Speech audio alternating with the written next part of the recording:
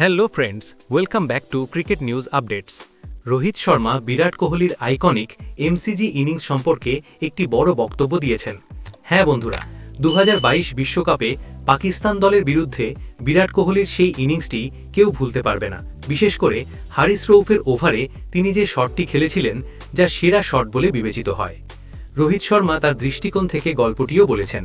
তিনি বলেন, আমি ড্রেসিং রুমে ছিলাম, কিন্তু যখন আমি বেরিয়ে আসি তখন আমি খুব নার্ভাস হয়ে পড়েছিলাম এবং আবার ভেতরে ফিরে যাই।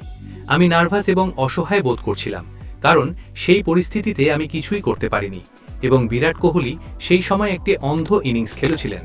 আমরা এমন একটি পরিস্থিতি থেকে ম্যাচটি জিতেছিলাম যেখানে আমরা জয়ের কাছাকাছিও ছিলাম না। আমরা যেভাবে শেষ করেছি তা দুর্দান্ত ছিল। এটি আমাদের খেলা সেরা ক্রিকেট ম্যাচগুলির মধ্যে একটি হতে হবে এবং স্পষ্টতই কোনো ভারতীয় ক্রিকেট ভক্ত তার বক্তব্যের সাথে দ্বিমত পোষণ করবেন না। বন্ধুরা, এ বিষয়ে তোমাদের মতামত কি তা কমেন্টে জানাও এবং ভিডিওটি ভালো লাগলে এখনই চ্যানেলটি সাবস্ক্রাইব করো। Stay tuned for more cricket news updates only on Crick News. Thank you.